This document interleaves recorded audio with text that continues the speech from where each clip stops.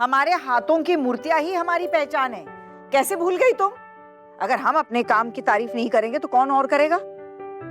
बिल्कुल सही कहा आपने बड़ी माँ। हमारी मूर्तियों की ना बात ही कुछ अलग है। लोग तो तारीफ करते करते भी नहीं थकते। लेकिन हाँ, हम लोगों को ना कुछ लोग और रखने पड़ेंगे, वरना अब ये ऑर्डर तो हम पूरा ही नहीं कर पाएंगे, है ना? रखना तो पड़ेगा। अब थोड़े दिनों में तू चली जाएगी तो काम में हाथ बटाने वाला एक सदस्य कम हो जाएगा, तो किसी न किसी को तो रखना ही पड़ेगा काम पर। वो भी मुझे बार बार बुला रहे हैं ना अपने पास। हाँ, ये बात तो मैं जानती हूँ, लेकिन तेरी सास का क्या? सासू माँ के बारे में सोचने के लिए मेरे पास टाइम नहीं है। उनके बारे में सोच के क्या ही फायदा? उन्होंने कभी सोचा है हमारे बारे में? इतने दिनों से मैं यहाँ पे रही, क्या मिला है मुझे? सुबह से शाम तक सिर्फ ताने सुनाती रही, खरी खोटी सुनाती रही, और घी डालने वाली हमारी पिशी माँ तो है ही हमेशा उनके साथ। उन्हें अपने बेटे की तकलीफ के बारे में तो कम से कम सोचना चाहिए था। उल्टा जब भी मैं उनके साथ जाने के लिए बात करती हूँ ना, हमेशा बहाना बनाती रहती है, ताने सुनाती रहती है। ये तो अच्छी बात नहीं है, लेकिन अब क्या करे? छोटी ऐसी थी नहीं, लेकिन क्या है ना, वो ठाकुर जी की संगत में रहकर ऐसी हो गई है। दूसरी, खाना पीना त्याग कर बैठ गई है। हाँ मामी माँ, पता है क्यों बैठ गई हैं? क्योंकि मेरे पति से मेरे रिश्ते अच्छे हो गए ना, इसीलिए जल भुन गई है वो। बिल्कुल नफरत की आग में ऐसे ऐसे उबल रही है। बिल्कुल मैं ना हमेशा सोचती रहती हूँ, इतनी सारी नफरत वो अपने दिल में कैसे पाल के रखती है। ये सारी बातों पर ध्यान मत दो। तेरा पति लौट कर आया है ना, इसी बात पे खुशी मना। छोटी बहू तो हमें लड़ना सिखा दिया, लेकिन लड़ने के बाद की शांति बाहर वाली लड़की जो आई थी, क्या नाम था उसका, पुजारिनी, वो सिखा गई। उसने हमारे घर के लड़कों को सिखाया है कि घर कोई युद्ध का मैदान नहीं होता और पत्नियां दुश्मन नहीं होती, बल्कि दोस्त होती है। पत्नियों की इज्जत करना, उनका मान सम्मान करना, वही सिखा गई है, ताकि परिवार में सुख शांति बनी रहे और माँ लक्ष्मी की कृपा बरकरार रहे। सच कहूं तो एक औरत ही ना घर के सुख समृद्धि की चाबी संभाल सकती है। ये हम औरतों के लिए भी वरदान है। इसीलिए हम औरतों को भी अपने घर परिवार के लिए, अपने समाज के लिए सच्चे मन से काम करते रहना चाहिए। हमेशा दूसरों का भला करना चाहिए। बात यह है ना कि हम औरतों की जिंदगी आंधी और तूफान से भरी होती है, कि उसे संभालना सिर्फ हम औरतें ही जानती हैं। सही कह रही है मामी माँ आप। काश सब लोग ऐसा समझ पाते ना तो कितना अच्छा रहता है। वैसे मजली भाभी, मुझे ना बहुत अच्छा लग रहा है। मैं सच में बहुत खुश हूँ आपके लिए। आप खुश है ना, तो मेरे दिल को इतना सुकून मिल रहा है कि मैं बता भी नहीं सकती। मीता वो क्या कहते हैं, थंगो। लेकिन एक बात जानती है, मैं ना मामी माँ मिली जीजी के लिए बहुत दुखी हूँ। अब आप देखिए ना, उन्होंने क्या कुछ नहीं सहा, ऐसी जगह शादी हो गई, उन्हें एक दिन भी सुकून नहीं मिला ना, और उन्हें अपना ससुराल छोड़ के यहाँ आना पड़ा। चलो ये अच्छी बात है कि वो हमारे साथ यहाँ रहती हैं, तो अच्छा ही हो गया है। लेकिन मैं क्या कह रही थी मामी माँ, ये जिंदगी क्या काफी हुई? क्या इतना काफी है? आपको नहीं लगता कि हम सबको उनके लिए कुछ करना चाहिए? क्या आप उनकी दूसरी शादी के बारे में नहीं सोचती हैं? सच कहूं ना तो कुछ दिनों से इस बारे में मैं भी सोच ही रही थी, लेकिन क्या है ना, अभी भी वो अपने पति के गुजरने के सदमे में ही है, उभरी नहीं है उससे। तो मैं सोच रही थी कुछ दिनों बाद ही उससे बात कर लेती। इस मामले में ना तुम सबको ही उसे समझाना पड़ेगा। अब मेरी उम्र हो गई है, मैं विधवा हो गई हूँ, मेरी जिंदगी तो ऐसे ही निकल गई, लेकिन अभी वो बहुत छोटी है। वो तो यही कहती रहती है कि बस किसी तरह काम करते करते उसकी जिंदगी गुजर जाए, लेकिन ऐसे तो नहीं हो सकता ना, पूरी जिंदगी पड़ी। छोड़ो ये सब, ये बताओ कि वो प्रदर्शनी की तारीख कब है? अरे माँ, सामने ही तो है, बस 2 दिन का वक्त बाकी है। और सबको पता है ना, 500 मूर्तियों का ऑर्डर है। हमारे पास 350 मूर्तियां तैयार हैं, 150 मूर्तियां अभी भी कम है। और मूर्तियों को सुखाने में भी कितना वक्त लगता है। मौसम देखा है, बादल गिरे हुए हैं। मुझे तो समझ में नहीं आ रहा कैसे होगा इतना सब। अरे क्या समझ नहीं आ रहा है? तुम लोगों को नया तरीका सिखाया तो है मैंने, मूर्तियां सुखाने का। जल्दी से सीख के कर लो, और क्या है। अरे अब तो रात दिन जाग कर काम करना पड़ेगा। अब तो घर वालों को भी कोई शिकायत नहीं है, अब कमाने जो लगे हैं। अच्छा मैं क्या सोच रही थी, अगर हम अपने घर में एक रसोइया रख ले तो? हमारे घर में बावर्ची आएगा। अरे बाप रे। अरे हाँ, क्यों नहीं। अब तुम यहाँ भी काम करती हो, घर में भी काम करती हो, बच्चों को भी देखना है, पढ़ाई ये वो सब। अरे कितना काम करोगी। अगर तुम थक गई, बीमार पड़ गई तो कौन इतना बोझ उठाएगा। मानती हूँ पहले थोड़ी सी कंजूसी करती थी मैं, रुपया रुपया जोड़ने के चक्कर में रहती थी, लेकिन तुम ही लोगों के लिए, अपने लिए नहीं। तो अब कमा रहे हैं तो क्यों ना थोड़ा सा अपने पे खर्चा किया जाए। मैं क्या सोच रही थी, वो छोटू मामा के यहाँ जो लड़की काम करती है उसी को बोल देगी हमारे यहाँ खाना बनाने के लिए। खाना तो अच्छा बनाती है बड़ी। ये ठीक रहेगा। अच्छा माँ, आपको पता है छोटू मामा बहुत खुश है। अरे अपने पोल्टू देवर जी का बदलता हुआ बर्ताव देखकर। लोगों का अच्छा होते हुए देखना उन्हें बड़ी खुशी मिलती है, लोगों की तारीफ करते हुए भी उन्हें खुशी ही मिलती है। माँ, अरे आना। क्या बात है, ऐसे अचानक? तू ऑफिस से आई है क्या? हाँ माँ, ऑफिस से आ रही हूँ और अकेले नहीं आई हूँ, सर भी साथ है। सर आइए ना। आइए आइए आइए। नमस्कार बड़े बाबू, नमस्कार। सौभाग्य हमारे कि आप हमारी फैक्ट्री में आ गए। आप ऐसा मत कहिए, मैं काम से आया हूँ। वैसे आपकी 500 मूर्तियों का ऑर्डर तैयार हो गया है ना। अच्छा, मैं आपसे कहना चाहता हूँ कि आपकी ये मूर्तियाँ दूसरी स्टेट में भी जा सकती हैं, ये याद रखिएगा, क्योंकि ये एक इंटर स्टेट एग्जीबिशन हो रहा है और यहाँ पे अलग अलग स्टेट से लोग आएंगे। एक छोटी प्रदर्शनी होगी और सब जिलों से चीजें आएंगी और सेंट्रल गवर्नमेंट से भी कुछ रिप्रेजेंटेटिव आएंगे। जिनकी चीजें अच्छी होंगी उनकी चीजें खरीद ली जाएंगी। इसलिए मैंने आपको 500 मूर्तियों का स्टॉक रखने बोला था। तो यहाँ जब एग्जीबिशन होगा तो किसी एक कमरे को अच्छे से सजाकर और उसी कमरे में बनाई हुई अलग अलग जिलों की चीजें रखी जाएंगी। एक दो सैंपल बस, बाकी सब तो स्टॉक यार्ड में रखा जाएगा। इसलिए आपको मूर्तियों को भी अच्छे से पैक करके लेके जाना पड़ेगा। हमारी ऐसी किस्मत का, हमारी ये मूर्तियां देखकर कौन पसंद करेगा उन्हें। अरे आप जानती भी नहीं कि आप लोगों की मूर्तियों की कितनी अहमियत है। इस पे हमारी संस्कृति की झलक है। और आप बिलीव नहीं करेंगे कि आपकी जितनी भी मूर्तियां हैं, मैंने जितनी भी सीनियर्स को दी है ना, वो सब आपकी तारीफ करते हुए नहीं थक रहे। सर एक बात पूछूं आपसे? पूछिए। सर वो आपके ऑफिस में आना की वजह से बेवजह की परेशानियां हो गई थी। अब आपके ऑफिस के लोगों को ऐसा तो नहीं लगता है ना कि आना अपने सगे संबंधियों का भला कर रही है, उनके लिए सोचती है? वो अभी भी ऐसा सोचते हैं तो हमें बहुत बुरा लगेगा। ये बात बिल्कुल भी बर्दाश्त नहीं कर पाएंगे। अरे नहीं, अब तो ये कब से बंद हो गया है और अब तो सबके मुंह पे ताले लटक गए, क्योंकि आप लोगों का काम ही इतना अच्छा है। और वैसे भी आहाना की ईमानदारी पर तो कोई उंगली भी नहीं उठा सकता। और वैसे अगर आहाना जी आपके काम के बारे में हमें इन्फॉर्म नहीं करती ना, तो फिर भी हम आपसे कांटेक्ट कर लेते हैं, क्योंकि आपके काम की क्वालिटी ही इतनी अच्छी है। ये तो बहुत अच्छी बात है सर कि आपकी मदद का हम सब मान रख पाए। सबसे ज्यादा मान तो आहाना जी ने दिया है और मान कमाया भी है। आप लोगों की काम की वजह से पूरे डिपार्टमेंट में इनके ही चर्चे हैं। क्या बोलती हो आहाना, सही कहा ना मैंने? बस मुझे ना दुख एक ही बात का है कि आप सब ने मूर्तियां बनाना सीख लिया और बस मैं ही नहीं सीख पाई। अन्ना तू कैसी बातें कर रही है? तू तो बना लेती है मूर्तियां, सीख भी तो लिया था तूने। हाँ बना लेती हूँ दीदी, लेकिन आप लोगों की तरह इतनी जल्दी जल्दी थोड़े ना बना पाती हूँ। अरे वो तो हर रोज करते करते हमें आदत सी पड़ गई है। किस मूर्ति को कितना सुखाना है, कितनी देर आग के पास रखना है, ये ना हम लोग धीरे धीरे समझ गए हैं। तू भी 1-2 दिन प्रैक्टिस कर ले आना, फिर ना दोबारा तुझे भी आ जाएगा कैसे बनाना है। मुझे तो सबसे ज्यादा खुशी इस बात की हो रही है कि एग्जीबिशन हो रहा है, बड़े बड़े लोग आएंगे, डेलीगेट्स आएंगे, वो आप सबकी बनाई हुई मूर्तियां देखेंगे। और आपको पता है माँ, अगर उनको आपकी बनाई हुई मूर्तियां पसंद आ गई ना, तो माँ आप लोगों को ग्रांट मिल सकता है। और अगर ग्रांट मिल गया ना तो आप लोगों को बहुत बड़ी रकम मिलेगी। हम लोग इतनी बड़ी बड़ी उम्मीदें नहीं लगाते हैं। बस वहां पर 4 लोग हमारी मूर्तियां देख लें, थोड़ी बहुत तारीफ कर दें और थोड़ा बहुत खरीद लें, बस इतना ही काफी है हमारे लिए। आपको हमेशा अपना गोल बड़ा रखना चाहिए। आप कर पाएंगे या नहीं वो बात की बात है, लेकिन अगर आप सोचे ना तो वो बहुत तकलीफ है। देखिए, अपनी सोच को हमेशा ऊंचा और मजबूत रखना चाहिए।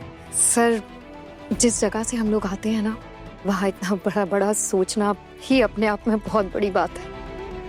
पहले तो घर से बाहर निकलना बहुत बड़ी बात होती थी, लेकिन देखिए ना, हम घर के बाहर आकर काम भी कर रहे हैं। मुझे ही नहीं बल्कि मामी माँ को भी कभी यकीन नहीं था, ये तो सपने से भी बड़ा है हमारे लिए कि हम लोग बाहर जाकर काम भी करते हैं। लेकिन एक बात कहूँ, अब आपसे क्या छुपाना, आप तो घर के वो क्या कहते हैं वो मेंबर जैसे हैं। अब आप पता है हमारे घर में ना कोई भी खुश नहीं होता हमारे इस काम से। मामी माँ को तो अभी भी कितनी खरी खोटी सुननी पड़ती है हमारी वजह से। किसी को हमारा ये काम ना पसंद नहीं आता, ऐसा लगता है हम कोई काम नहीं कर रहे, कोई पाप कर रहे हैं। बताओ,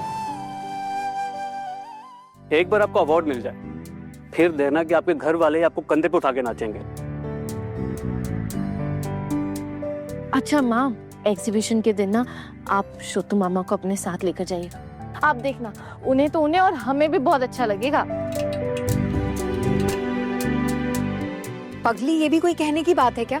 छोटू मामा नहीं आए तो हम भी नहीं आएंगे, उनके बिना हम नहीं आने वाले। और साथ में ना तेरे दादा भाई को भी लेकर आएंगे।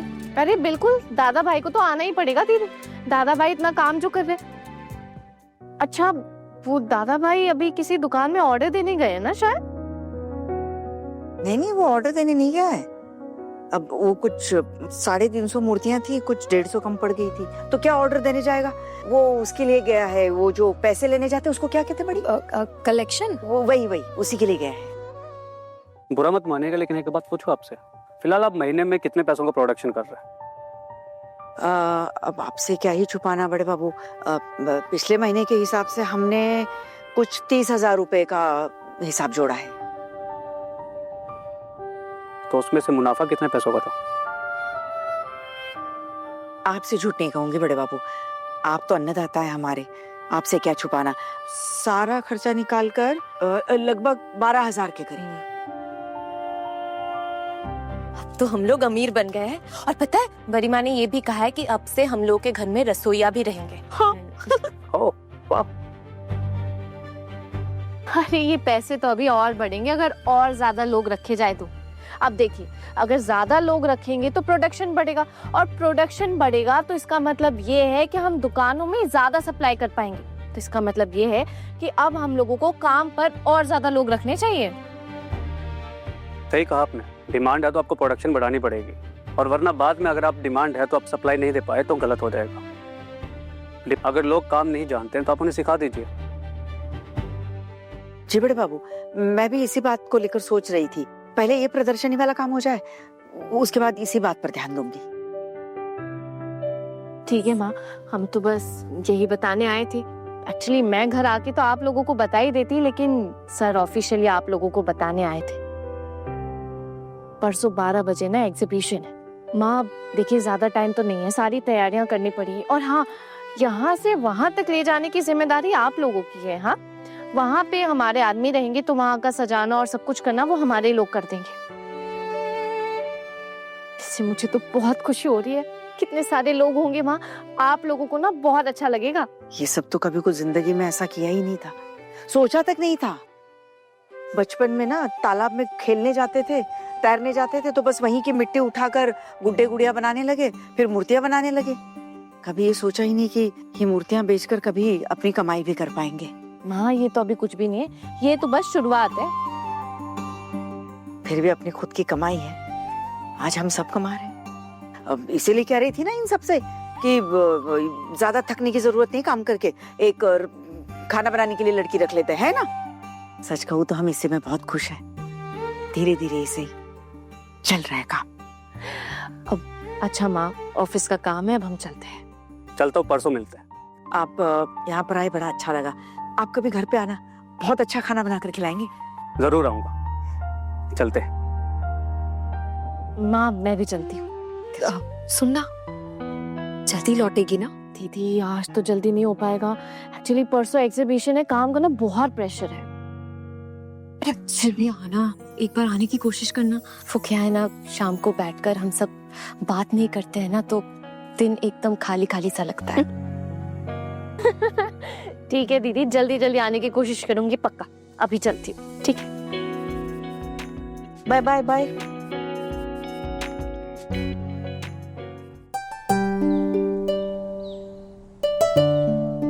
अरे बड़ी, ये क्या ये क्या चल रहा है?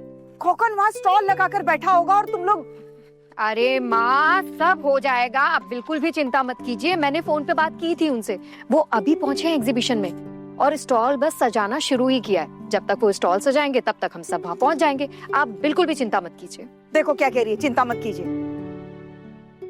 अरे इतनी मुश्किलों से वहां से लेके यहाँ तक आए हैं और कह रही है चिंता मत कीजिए। जानती हो ना कितनी मुश्किलें झेली हमने। सही कह रही हैं आप माँ, मुसीबत तो बहुत देखी है हमने, लेकिन अगर मुसीबत भरी राहों में अपने लोग साथ होते हैं ना तो सारे रास्ते मिल जाते हैं, जैसे मुझे मिल पाया। हाँ माँ, अगर आहाना मुझे लड़ने की ताकत ना देती और मुझे ना समझाती कि अपना खुद का मान सम्मान क्या होता है, तो मैं कभी नहीं समझ पाती। मामी माँ, आपने इस मुसीबत के वक्त में मेरा बहुत साथ दिया है। अगर आप मेरी मदद ना करती ना तो मैं और मेरी बेटी तो ऐसे भटकते रहते कहीं। ऐसा मत सोचिए मेरी दीदी, अब अगर अपने काम नहीं आएंगे तो वो अपने कैसे कहलाएंगे? अच्छा वैसे आपने मेरा और माँ का तो नाम लिया, लेकिन आप बुआ दीदी और सोना दीदी को तो भूल ही गए। हाँ भाई, अब भला ये हमारा नाम क्यों लेगी? हम दोनों ने तो कुछ किया ही नहीं है ना इसके लिए। तो जो भी किया है इन्होंने ही किया है ना? और अब तो भाई अपने पति के साथ भी हो गई है, पति का प्यार भी मिल रहा है, तो हम दोनों तो ठीक है। बिल्कुल सही कहा आपने बॉट दीदी। अरे अरे अरे, क्या सही, क्या कुछ सही नहीं है, ये सब गलत है। तुम दोनों तो वैसे भी मेरी बहन हो, है ना? अरे खून का रिश्ता नहीं हुआ तो क्या हुआ? वैसे भी आहाना ने तो सिखाया है कि खून का रिश्ता होना जरूरी बात है ही नहीं। ऐसी अच्छी बात बन जाती है। तुम दोनों अब से मेरी बहन हो, ठीक है? अच्छा, पहले से ही हमारी बहन है। हाँ हाँ, सबको सिखाया ही है इसने। हाँ, घर तोड़ना सिखाया है, रीति रिवाजों की धज्जियां उड़ाना सिखाया है, एक माँ को अपने बेटे से दूर कैसे किया जाता है ये सब कुछ सिखाया है। लेकिन इसने घर गृहस्थी कैसे संभाली जाती है, बड़ों की इज्जत कैसे की जाती है, ये नहीं सिखाया। हम सोच ही रहे थे कि हम लोग हंसी मजाक कर रहे हैं और आप कैसे नहीं आई। बहुत सही समय पर आई हैं ठाकुर जी। जब तक आपकी ये दो चार जली कटी बातें ना सुन लो ना, मेरा तो दिन ही पूरा नहीं होता, खाना भी हजम नहीं होता। वैसे आप चिंता मत कीजिए, आपकी इन बातों को ना मैंने अपने जीवन का काला टीका मान लिया है। एक बार लगा लूं ना तो बाहर वालों की नजर ही नहीं लगती।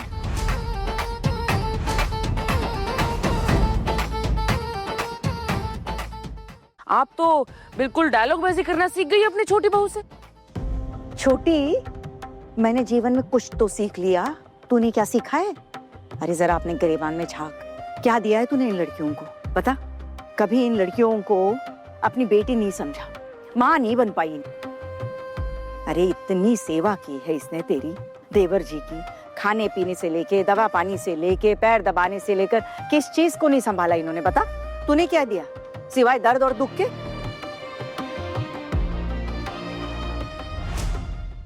और फिर तू ही कहती है ना कि ये पराई लड़कियां हैं। ठाकुर जी कहते हैं इनके साथ तो हमारा कभी कभी खून का रिश्ता रहा ही नहीं। अगर खून का रिश्ता ना होता, अगर ये पराई होती, तो क्या इतनी देखभाल करती? इतनी परवाह करती तुम लोगों की? भूल गई तू, मैं, ठाकुर जी, हम भी तो अपने ससुराल में जब आए थे तो हमारे साथ कैसा व्यवहार होता था, कितना अपमान होता था, कितनी जिल्लत सहनी पड़ी थी हमें। घर का सामान समझकर, खूंटे से बंधी हुई गाय समझकर रखा जाता था हमें। हम सब गुजरे हैं ना इन भावनाओं से, तो फिर क्या इन लड़कियों की भावनाओं की कदर हमें नहीं होनी चाहिए? क्या हमें भी उनके साथ वैसा ही व्यवहार करना चाहिए जैसा हमारे साथ हुआ था? बोल।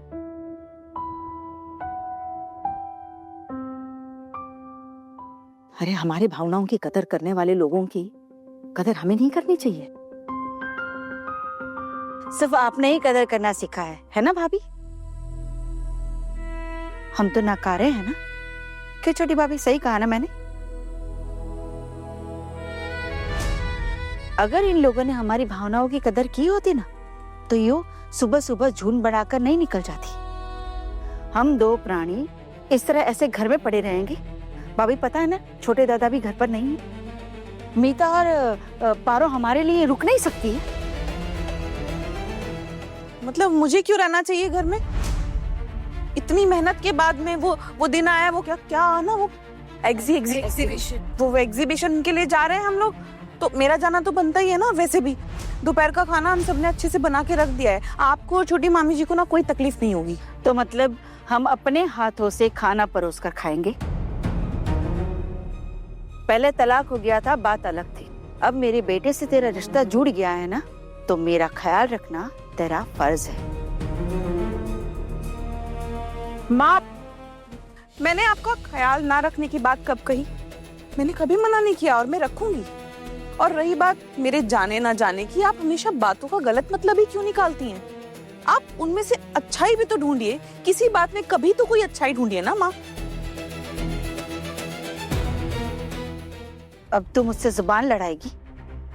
मेरी दीदी आपसे जबान नहीं लड़ा रही है, काश आप उनकी बात समझ पाती। ये समाज ना पिशीमा, हम लड़कियों को, हम महिलाओं को ना बहुत कमजोर समझता है, हमें दायरे में बांध कर रखना चाहता है।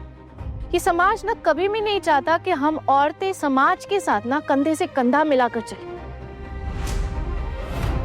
हम सब कुछ जानती हैं, फिर भी जताती नहीं है। हम घर संभालना भी जानते हैं और घर चलाना भी जानते हैं। हम देखिएगा पिशीमा, एक दिन ना जरूर ऐसा आएगा जब आपको खुद अपनी बहू की कमाई पर ना बहुत गर्व होगा, और तब आप इनकी तारीफों के पुल बांधेंगी।